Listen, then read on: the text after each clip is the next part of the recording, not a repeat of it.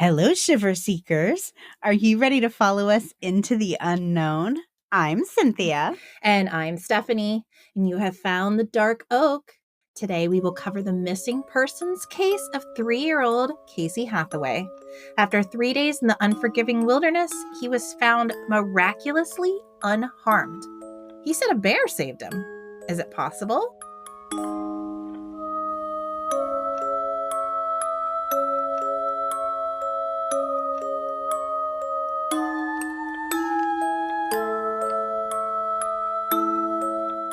Oh my goodness. Do we have a happy ending today? It is. It's still a mystery with a little happy end. That's just what I need. Well, welcome to the Dark Oak, the mystery podcast with purpose. Each month through the Branch of Hope Fund, we give a portion of earnings from our Patreon and sponsors to a nonprofit organization of your choosing. To find out how you can be a part of the movement, head over to thedarkoak.com or stay with us until the end of the episode and we will give you all of the details. Good morning, Cynthia. Good morning, Stephanie. Now, as most of our listeners are aware, each of us, you and I, are true blue boy moms. All the way. No other options. No other options. This is our fate. It is indeed. So each of us has 3 boys of our own.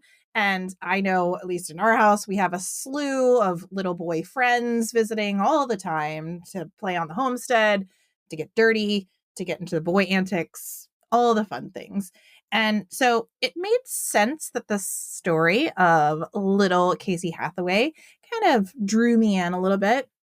And I'm going to be quite frank, our last cases have been doozies. They've been a little rough. They've been really rough. I mean, after the Sauter children and Elizabeth Short, I needed a bit of a palate cleanser. Yeah. And so that is what this is. Well, we're starting the new year off with something happy. Exactly. We need a little hope. Yes. We need a little happiness here. So I'm going to give that to you. Now, I will say it is definitely mysterious and definitely unsolved. So let's get to it. All right. I'm excited. Now, on January 22nd, in Ernle, a rural town in eastern North Carolina, 3-year-old Casey Hathaway was playing in the yard of his great-grandmother with his 2 sisters. And around 1 o'clock, the girls ran into the house, but Casey wasn't with them. When his grandmother asked where Casey was, the girls weren't sure. And it's not quite clear if Casey wandered into the woods behind the house to play, like if he wandered off, or if the 3 kids were playing in the backyard and the 2 girls came in thinking that he was following them and he wasn't. But whatever it is, they knew he had kind of wandered off in the woods. Like the girls had indicated he had gone into the woods. Okay. Either way, Casey's grandmother was alarmed. I mean, sure, it's a little 3-year-old boy in the woods by himself. She went outside and started searching the area. And again, it's very rural, a large expanse of woods in her backyard. So she searched about 45 minutes before realizing, oh my gosh. I mean, it's the most terrorizing 45 minutes of your life. Yeah. So she called police department and reported Casey missing. The police department responded immediately to the home and gathered as much information as they could. And honestly, on the onset, everything looked really bleak for this little boy. Even with the police responding immediately, things were really stacked against him. Well, it's January. It's cold, first off. Yeah. So, and even it was a brutal winter. At the time he disappeared, it was already 37 degrees outside. Oh, no. Oh, no. I just got chill bumps just even thinking about it. Yeah. Bad. And again, the woods where he ran off or wandered into are huge. I mean, huge. So he could have gone in any direction, right? Second, it was very rainy in North Carolina at this time, and the temperatures were expected to plummet overnight, like into the 20s. And the next day, the meteorologist had predicted 2 inches of rain overnight. Oh my gosh. That's a lot of wind, rain, snow, bad. And again, a little 3-year-old. I mean, my gosh. And they, you think a 3-year-old, how far can they go? They move fast. Oh, they move fast. Yeah. And there had been rainfall in the previous weeks as well that had opened up several sinkholes. Oh, no. Oh, girl, you have my anxiety going through the roof right now. Again, it's a happy ending. Okay. It's going to be okay, Cynthia. But I will tell you, I mean, again, this is bleak. like for the few days he was missing. Bad news. Yes. Sinkholes had opened up. Lakes and ponds are filled to capacity. He's a 3-year-old boy. It's terrifying. And to make matters worse, Casey was not wearing any kind of what we would call winter gear. He had on light pants and a little windbreaker. Oh my god. Because again, he was just playing outside in the yard. It's just bad. Not suited for the cold. He's not at all prepared. to Not spend at all the night out prepared. there. And he's tiny. I mean, he's only 3 years old, but he's 25 pounds. Oh, baby. He weighs he's 2 feet 3 inches tall. A little biddle. A little guy. And so imagining him, you know, I mean, I can't imagine what his family was thinking. No. You know, that little in freezing rain, it's not looking good. By 5 p.m., there were 100 volunteers combing the area, but they couldn't find any evidence that he had been out there. There were no signs of Casey. That evening, pleas for additional volunteers went out to the community. Now, remember I said this is a feel-good story. Okay. Right? Okay. Here's some feel-good parts. Well, by Wednesday morning, so many volunteers to show up that some had to be turned away. Wow. Okay. And I'm talking over 500. That's amazing. Over 500 volunteers showed up at a plea. The plea came out at Tuesday night, and by Wednesday morning, over 500 people showed up to look for him. That's awesome. That gives me hope. Sure. Yeah. But even with this, I mean, it's still trying to find a needle in a haystack. Well, and at this point, he's been missing since Monday, right? No. Tuesday. So Tuesday afternoon, about 1 o'clock. Okay. So this is Wednesday So he's morning. been missing overnight, which Okay. already is not good. So temperatures that night went down to 28 degrees. Oh, gosh. Yeah. And it's wet. And you've got these sinkholes and you've got these ponds. And he's got no coat. and he's he's got got no no coat. no mommy to take care of him. and no mommy to take care of it. Oy. Yes. So our mama hearts are breaking right now. Again, feel good story. Okay. Now, the Highway Patrol provided a helicopter with forward-looking infrared to find heat sources. Dogs and drones were brought in to help. Divers began assessing and searching the nearby bodies of water. Anxiety. Mm-hmm. Law enforcement asked anyone in the area to search storage sheds, vehicles, and their general property to see if maybe Casey was hanging out somewhere in there. At 6:30 p.m. on Wednesday evening, a prayer vigil was held by concerned community members at a local center to provide hope for the family and searchers, which is just wonderful. Again, an amazing community. Unfortunately, by 7 p.m., though, the FBI had to send all volunteer searchers home due to concerns about the increasingly bad weather. I have no words for how hopeless Yeah, that would everybody make you must feel. have felt. Yeah. Overnight and into the next morning, only professional searchers worked as the weather conditions turned more dangerous, resulting in freezing temperatures and driving rain. Mm. As the morning faded to afternoon, and the afternoon into evening, it began to look like Casey would spend yet another night missing, away from his family. But Linda Fraker, walking her dog close to where Casey disappeared, heard what she thought was the crying of a child about 40 or 50 yards away from the road. She ran down the path to flag down a first responder, hoping it was the cries of Casey. The first responder confirmed what she was hearing and flagged down more searchers to go into the area. In order to reach the source of the calls, detectives were forced to wade through waist-deep water over very treacherous terrain. But it was worth it, because tangled in a bush of briars, vines, and thorns, wet and cold and tired, but relatively unharmed, was little Casey Hathaway. I know. So we're all going to take a minute with tears in our eyes because it's just relief. Oh, my right? gosh. Relief. He was a little more than a quarter of a mile away from where he went missing. He immediately asked to go home and see his mommy. Oh. After they were reunited, his first requests were to see his sisters. Because he's an angel. And to watch his favorite show on Netflix. Sounds like a little boy to me. Mm-hmm. Yes.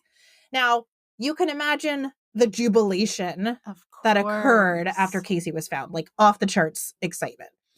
And I mean, I'm feeling it right here just telling you the story. Here's where the twist comes. First, the fact that Casey survived is literally a miracle. 3 days in those temperatures and with no water and no real protection. Yes. I would have thought this was a recovery at this point. An actual miracle that he survived. And while in the emergency room getting checked over, Casey reveals that he spent the night with a bear that kept him warm. He repeated over and over that he had a friend that was a bear that was with him in the woods. While initial opinions were that this was just kind of like a fantasy made up by a potentially traumatized toddler, Casey's story never wavered. He continued to say the same story over and over. And it was then that many began to kind of investigate it. His aunt wound up posting it on social media that, praise be to God, Casey has returned. A bear helped him in the woods. So everybody's like, wait a minute. What? Like, that's kind of an outrageous story. Sure. If that really is true. And while many, including Casey's parents, believe that a bear was responsible for keeping Casey alive, many wildlife experts were very skeptical. I mean, his mom was really sweet about it. She was like, well, and she's continued to say this over and over. If he said he saw a bear, he saw a bear. Oh, I love her. Yeah, she's just like, I'm not going to engage. If he said he saw a bear, there was a bear. But people started coming out that were bear or sign, if you will, experts that said this is just not realistic. And the sheriff reported that he believed Casey was looked after and his survival was a miracle. But he said, quote, I don't know if that meant he saw a bear. I don't know if that meant a bear embraced him or what it meant. I thought it was a very cute story. And if that's what helped that child survive through this, you know what? I'm going to embrace that story that came from a 3-year-old to his mom to us. So he's saying, I don't know if it's true or not. I feel like this is a very fair answer. It is. It's very, very fair. It's very fair. It's very practical. And he said, you know what? I don't know what happened. I'm just glad he's alive. And sure. If that helped him stay alive, I'm grateful for it. Yeah, absolutely. So he didn't cast aspersions on it, but, he didn't confirm it either. Chris Servine, a bear researcher at the University of Montana, said, I've never known such a thing to happen. Bears don't do that. Wild bears aren't friends with people. I don't want to say he's not telling the truth. He obviously thinks he's seen things, and maybe he's got a teddy bear at home. But I've seen no evidence anything like that has ever happened. Sounds like a scientific answer. A scientific answer, exactly. And in most cases, wild bears are naturally afraid of people. And Servine's most likely scenario, the bear would have smelled Casey and moved away from him. So if Casey had wandered into the woods, the bear would have smelled him and tried to move away from Casey. The only reason a bear would have approached further would have been if it was being predatory, which is like the opposite of what we want. Sure. Right? Many believe the idea of a bear taking pity on Casey, like feeling bad for this lost kid, would be an example of anthropomorphism, which is ascribing human characteristics on a wild animal. Which I do. Yes, because we are princesses and we speak to animals. But Chris Norcott, a wildlife photographer who spends more time with black bears in North Carolina than probably anyone else, thinks the story could very well have been true. Oh. He says, quote, I believe him. Over the years, I've seen many behaviors which demonstrated their concern and nurturing side towards their own offspring and other animals. And I know we were talking about that when I told you I was presenting this case today. And you were saying, how you love the videos and stories of like a mother cat adopting like a duckling. Yeah, something. Like two animals that would not pair together naturally. Whether a bear was involved or not, several other questions come to mind. So just take the bear out of the equation. How did Casey get to the location he was found? Right, because it was the only way through the water. Yes. Searchers reported they had to wade through waist-high water to get to him, but Casey himself was not even waist-high.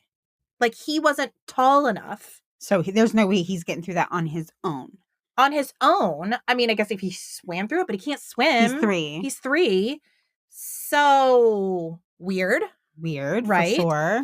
Also, since he was soaked through, why was he only cold and not suffering from hypothermia? Something was keeping him warm. Well, I mean, I don't think he was alone. He couldn't have been. I mean, it doesn't appear that he could. Like, under normal circumstances, he would not have survived this scenario. Right. And being so small, how could he have survived alone? He's tiny. Right. He's a little one. I'm not a bear expert by any means, but if it was a bear that he saw, then I have like bear questions. Like, it's January. Aren't bears hibernating? I wondered that too. Like, nobody's ever been able to answer that. I don't know. I've got questions. A chaplain named Shane Greer simply said, quote, "Somebody looked after him. That was God at work."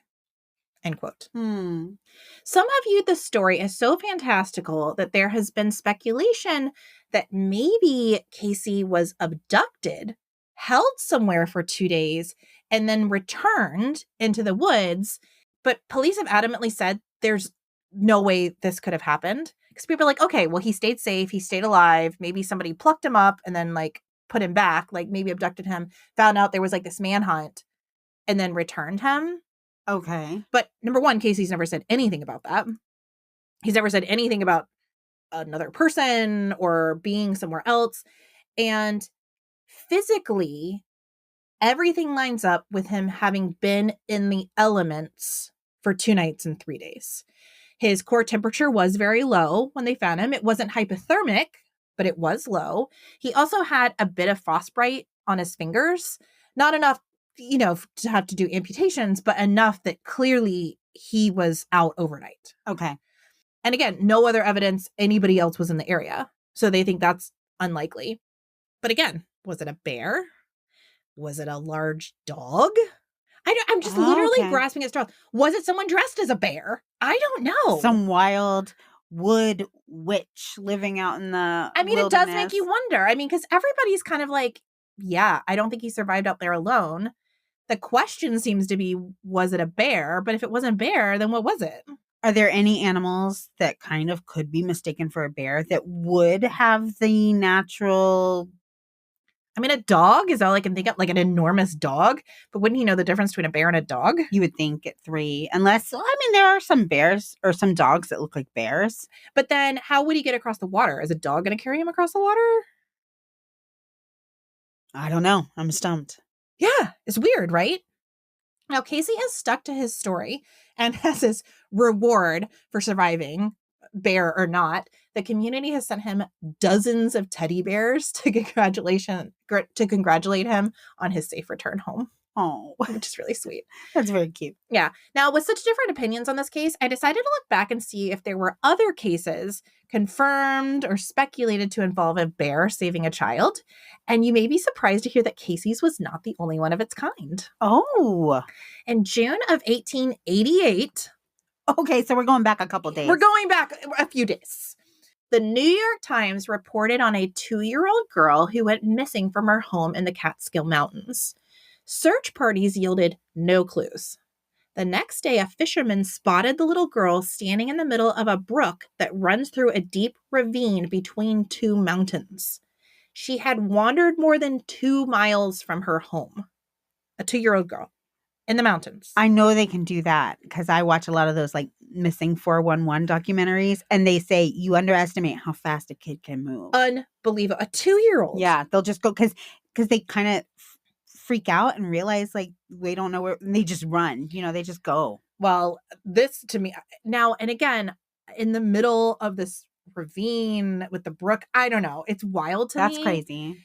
Now, much like Casey's story, the little girl told her father when she was returned to him that she had, quote, slept in the woods with the big bear. There was much speculation as to how a little girl and a bear came in contact. Like, did the bear follow the little girl, like when she wandered off? Did the little girl follow the bear? Because there's some idea maybe she saw a bear and chased after the bear, and that's when she got lost. Because I can even see my own kids being like, oh, the place with the bear, because one time they saw a bear in the woods, and then forever the woods are associated with a bear. Like, I can see that. Yeah. Yeah, and again, she's 2. Right. So she's not seeing it's dangerous. It's just there's something that's interesting over there. Right. Unfortunately, there isn't much more to this story. It's 1888, so I wasn't able to dig up, a lot of social media attention on this case. But it does sound really eerily similar to Casey's. It does. Yeah. I don't know. Weirder things have happened, don't you think? I like the idea of a bear saving these babies. Me too. On August 26, 1892, the Harrisonburg Rockingham Register reported that a 3-year-old named Fleming lived with her parents in northern Michigan, and she went missing. Her little tiny footprints were tracked for quite some time when they eventually disappeared and were replaced by that of a bear. Okay, that's pretty scary. Very terrifying. And I mean, her father pretty much assumed that he would not find his daughter alive. Oh my gosh, like that's awful. I mean, because what are the chances? Right.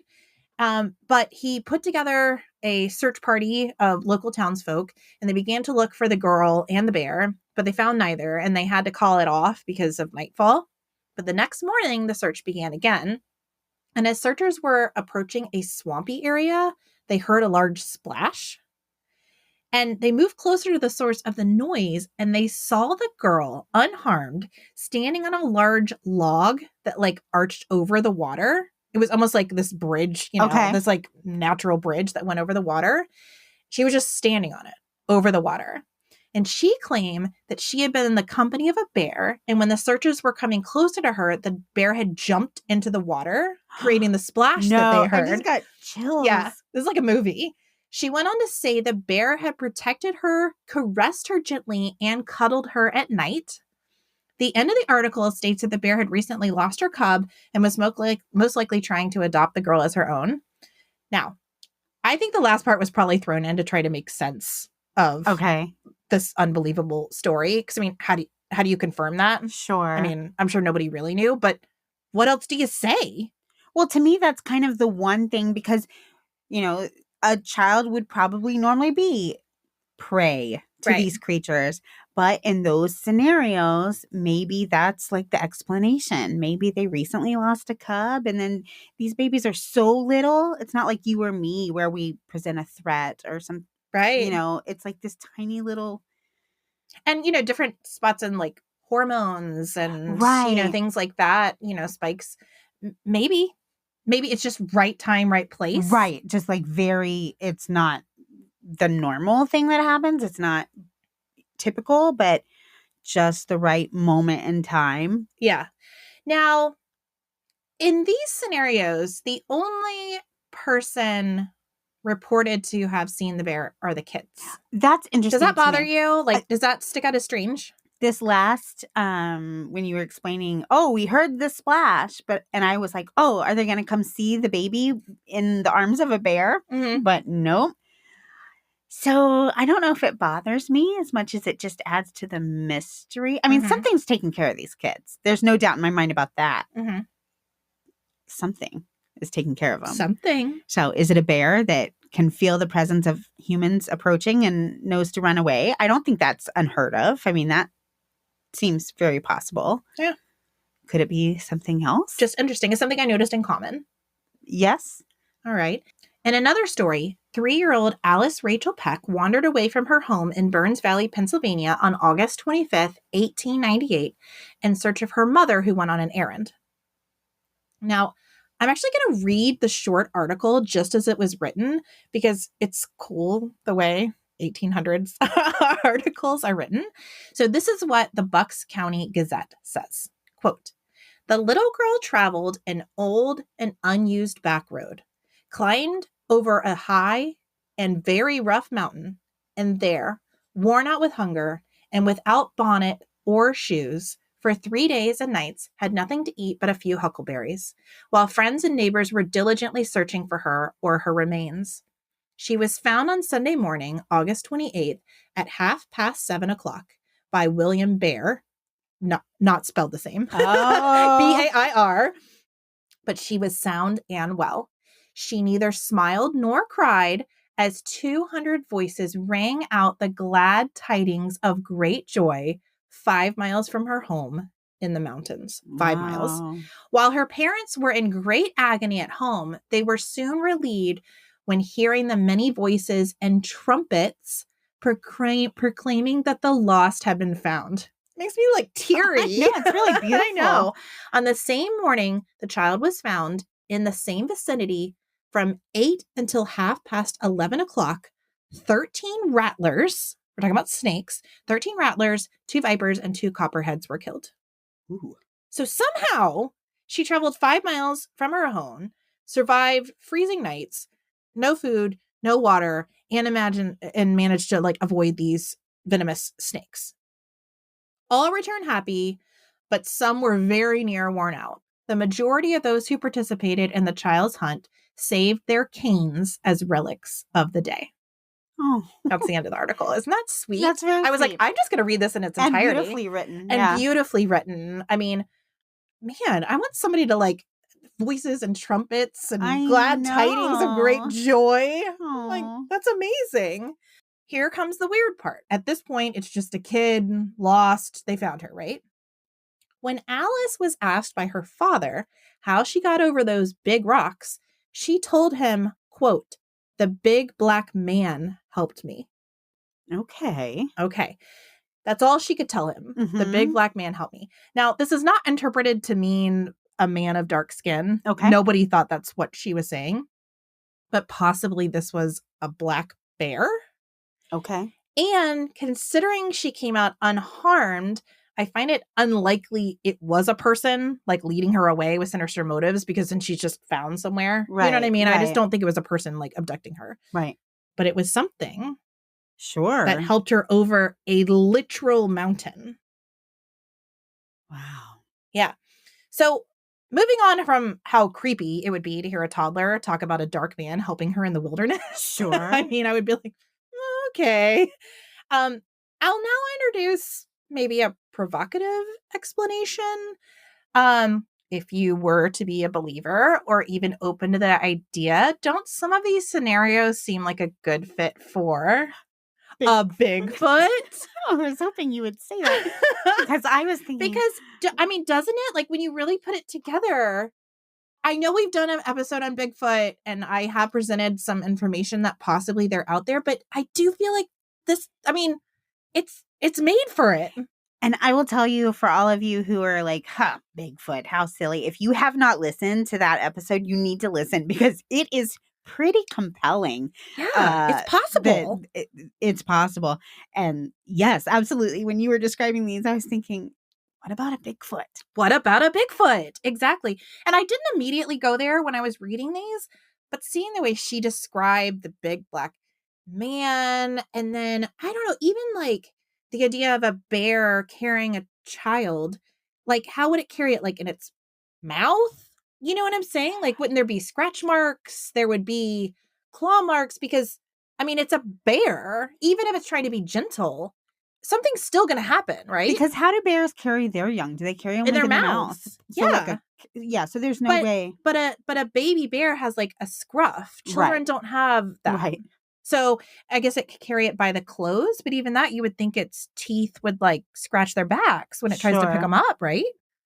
Yeah, you'd have to get it's really just lucky. Weird. Like, I mean, it's not like the kids are like jumping on their backs or something. Right. You know? But a Bigfoot could pick them up. Yeah. So if you're kind of feeling me on this scenario, I want you to hear this next story. Oh, okay.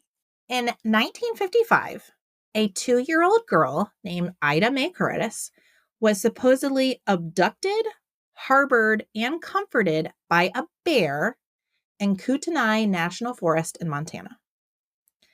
Ida's father was working at a logging camp next to Lee Creek, and on the 4th of July weekend, the families of the loggers were all invited to stay with their husbands and fathers as a family. So all these loggers were working out in the wilderness, and their families were invited for like a company picnic, if you will, and to like camp out. Yeah. Around 4 p.m., the Curtis family, which included Mr. and Mrs. Curtis and their 7 children, were picnicking at the campsite. 2 of the children were playing near the tent, and Ida Mae, this little 2-year-old, was inside the tent. Mrs. Curtis said that she was just a short distance away from the tent when she heard 2 of her children yelling that they saw a bear. And these were the 2 children by the tent. Okay. She rushed over to the tent in time to see a bear come out of the shelter hopping on 3 legs. She rushed to the tent and saw that Ida Mae was missing. Oh, gosh. By the time she got back outside, the bear had disappeared into the wilderness. Mm-mm. And it was her conclusion that the bear had taken Ida Mae. So, scary. Yes. Shortly after, Mrs. Curtis's father, who was helping Mrs. Curtis with the picnic arrangements, also saw a bear hopping on 3 legs carrying something. And he took off after the bear, but lost it as it was crossing Lee Creek. So something important to note here. Now we have 2 adult witnesses seeing the bear. Seeing a bear hopping on 3 3 legs, meaning one arm is just, Yeah, we don't know yet. and Mrs. Curtis's father thought that it was holding something. He couldn't tell what, but it was Okay. hopping on 3 legs and holding something. Okay. Mrs. Curtis immediately notified the sheriff's office, and volunteers were armed and searching the area by 7 p.m. 22 hours later, Ida Mae was found in the woods next to the creek the bear was seen wading through. She was completely unharmed with no scratches or signs of hypothermia. She was in a shelter of sorts about 100 yards from a snowbank. While it had snowed and rained the day before, Ida Mae was neither cold nor wet, and her dress and shoes were dry and clean. This was notable as even the men looking for her in heavy coats were, quote, frozen to the bone. Like, it was a cold day, and she's perfectly fine. Wow. The shelter in which she was found was made of cedar slashings, which were basically like fallen down like cedar trees, but they were way too heavy for her to have lifted. And I mean, she's 2. Right. That's not very heavy. But ultimately, this shelter, she could not have made the shelter. Sure. Whatever she was in. Something else made it. During the search, 2 expert bloodhounds were brought to try to find her. And one had tracked the scent to the creek 2 or 3 times, but then lost it in the water. Remember, this is the one that the bear was supposedly crossing. So it wasn't everybody's imagination. Like, the bloodhounds led them to the creek. So they believe that's where the bear had waded through with Ida Mae. Right. When Ida Mae was found, she ran to her father exclaiming, "Daddy, bear, bear, big bear, daddy, water, bear." And she just repeated it over and over. And she said the same thing to her mom. Okay. The sheriff's office assigned to the case never believed the Curtis's story. They never believed that there was any bear, animal, cryptid, nothing. Okay. They downplayed any chance of a grizzly taking Ida Mae with good intentions. They said if there was a grizzly involved, it just would have eaten her. It never happened. Don't even think it's going to happen. Stop saying it happened. Just let the whole thing go. You guys are basically crazy. That's kind of what they said. And detectives theorized that Ida Mae may have seen a bear and then run into the woods. Like, what they're saying, I mean, of course, the theory could have been that she ran after the bear. Like, because her, she saw it, she could have run into the woods because there were bear sightings around that area. But the detectives said that Ida Mae saw the bear and ran from the bear. And that's how she went into the woods. Like, she was scared of the bear. But if that was the case, don't ever run from a bear. Guys, I don't know if you know anything about bears, but they will track you down, like, if they don't have good intentions. And again, I do have some questions, though. Like, if the bear had gone into the tent, it probably would have been there for food. Like, I don't know what other motive the bear would have had. Yeah, especially being around people. They are frightened of people. And there were like hundreds of people. Right. Remember, this is like a big picnic. So if it had gotten brave enough to go into the tent, it probably would have been for food. For food, right? But it didn't come out with food. Just came out with Ida Mae. Right. Which I think is weird. But then it wasn't predatory towards her. Right. So that's weird. Weird. Yeah. Ida Mae is still alive today. Okay. Believe it or not. And still lives in the same area. Still confirms her story. Does she remember it? Or is it just, I remember this is what I've been told? A bit of both. Okay. She remembers family members. Now, interestingly, she didn't remember saying bear so much, but she remembers saying over and over, and her family has reminded her, she said over and over, she kept saying big chi-chis over and over. Now, big chi-chis would interpret like big breasts. Okay, that's what I was thinking. Big breasts, right? She kept saying bear, big chi-chis, big chi-chis. So if it's any kind of female mammalian, let's just use that word because we're not really sure what this warm-blooded thing is. Right. But if it's a female of any kind, it's going to have breasts. Right. Okay. So that's what she remembers. Okay. Saying chi-chis. So it was a female. Whatever it was a female. Okay. Interesting. Wild, right? Very. Now, bear experts say the chance of a benevolent bear taking Ida Mae is like less than 0.1%. Like, it's just not. It seems strange. I'm looking for food. I find a baby. I run off with it. That is weird. But again, we have 2 adults now saying they saw something. Right. Holding something, running. Was it a dog? Okay. Was it a Bigfoot? Right. I don't know. Right. But they saw something and Ida Mae was gone. Right. And they both described it as a bear. Yes. And we know what a bear looks like versus what a dog looks like versus what a... I mean, I think... But I imagine if I was to see a Bigfoot, I would probably interpret it as being a bear first off. A bear, or, I mean, I've never seen one, so the depictions I've seen... That's true. Could be bear, monkey... But literally, if I was to see one across the way, I wouldn't say, probably, oh, it's a Bigfoot. Yeah, like, you'd say there's a bear. Yeah, because that seems like, again, Occam's razor. Right. Talking about Occam's razor, like the most reasonable explanation would be it's a bear. Right. But just the way a bear functions, it just doesn't sound like a bear. Right. But people saw it. Right. So. Okay. Question mark, right? Yeah, big question mark. Yeah. Now, I'm going to deviate just a little bit because I would be remiss if I didn't share with you the legend of the Great Bear Man, or the Bear King, as he is referred to in the Native American Kickapoo Tribe. Okay. Now, the tale of this cryptid was first printed on May 11th, 1901, and it was in the Washington Bee, which is literally in Washington, D.C. Mm-hmm. So, I mean, this took place in Texas, but the fact that it was printed there is kind of interesting. But anyway, it was shared among the Kickapoo Tribe for a long time and then finally got printed, and then it's been shared over the last 100 years. According to the story, Ramey Arland was a pretty girl that was living in Marble Falls, Texas. And one evening, Ramey's mother sent her out to gather the family's sheep, which were grazing nearby. As her mother went about her own work inside the home, Ramey screamed, pierced the evening air.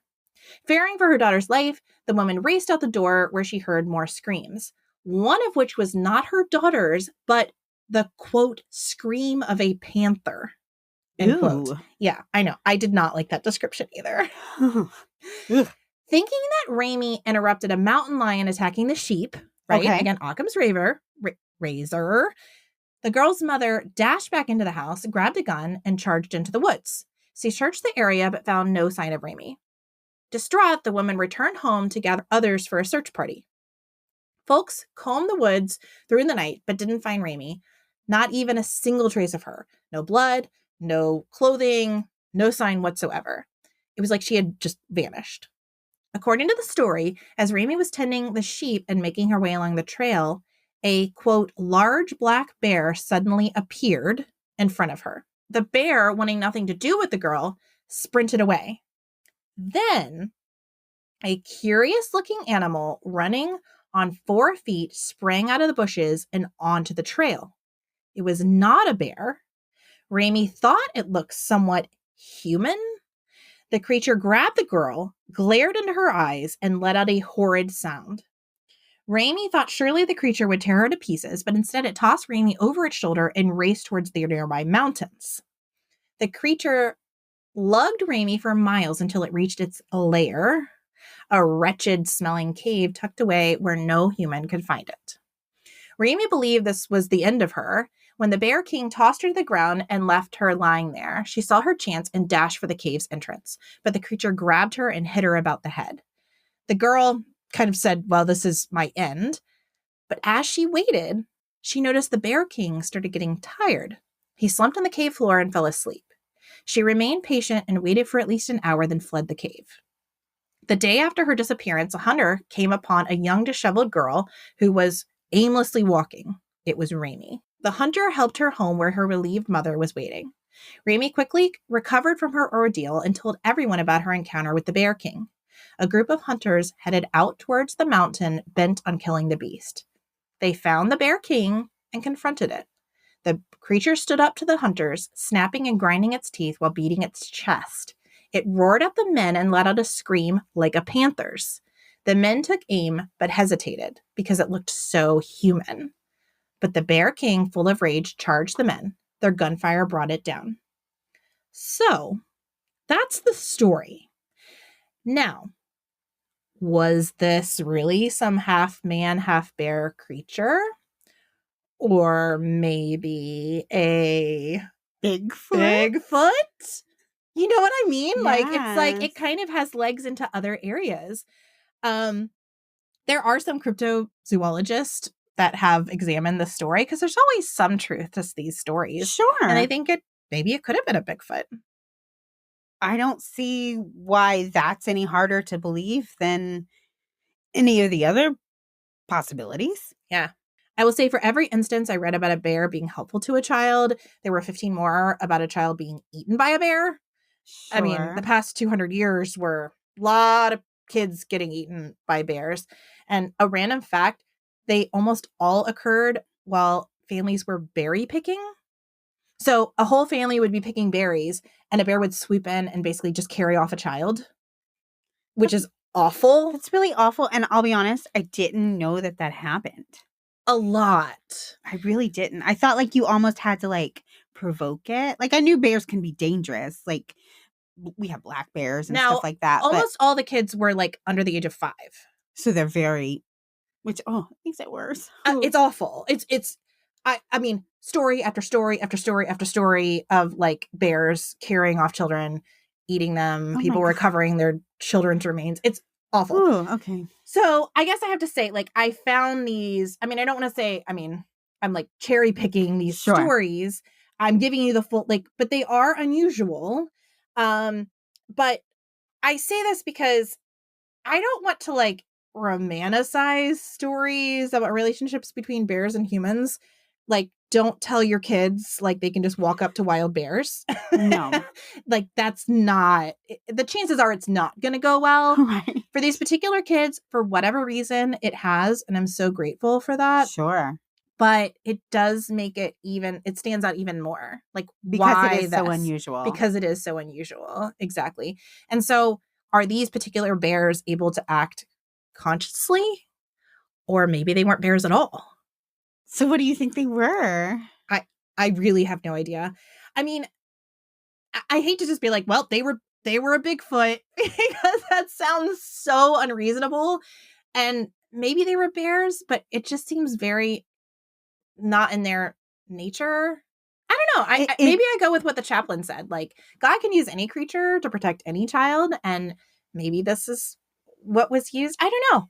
Something divine, no matter what they were, either a Bigfoot or a bear or I think that's very well put. Something divine. Something divine. You know, something intervened for these children. Yeah. And I'm grateful. Oh my gosh, they did too. But these stories are wild. That's so, it's really fun to think about.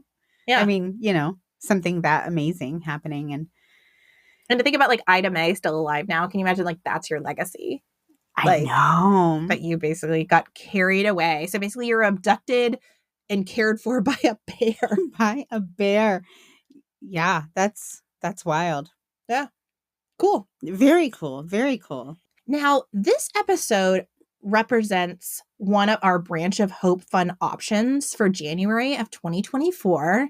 We found a wonderful nonprofit organization based in North Carolina, which is where Casey Hathaway lives. It's the Wildlife and Outdoor Recreation Fund. It was established to support charitable, scientific, and educational activities to promote conservation, preservation, and protection of outdoor areas and wildlife, like bears. Love it. Yeah. They have no paid staff. It's totally governed by this board of directors, so they can solely focus on people and their interactions with nature and keeping everyone safe. Their multifaceted approach to people living in harmony with nature promotes conservation at its heart. So it's a conservation of wildlife and their habitats. It also encourages scientific evaluation and research of the native wild fauna and their habitats. We think this would be a great tribute to Casey and his bear. Yeah. Whether real or imagined. Oh, I love it. Yeah. So this is going to be one of our options. We will present our second option to you, which we will cover in the Brown family disappearance next week. and let us know what you think. If you loved this episode, love us, or love the Branch of Hope, tell someone. We are doing good work, and we need you to help spread the good word. You can also join our Patreon, which will allow us to keep creating and connecting with you. Join our Patreon. Woo, please. There's a live stream with us. There's extra bonus episodes. There's swag. Swag, guys. There's handwritten thank you cards from Stephanie and myself. Like, if you want to know my serial killer handwriting, just sign up. Oh my gosh, you must join.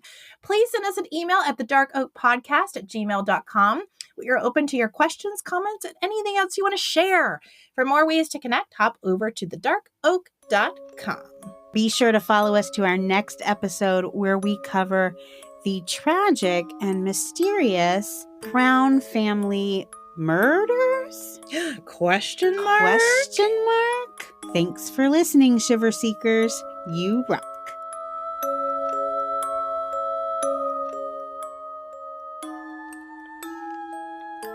This episode of The Dark Oak was created, researched, written, recorded, hosted, edited, published, and marketed by Cynthia and Stephanie of Just Us Gals Productions, and made possible by you, our shiver-seeking listener. Special thanks goes to Justice Himes for our incredible artwork and Ryan Creep for our amazing music.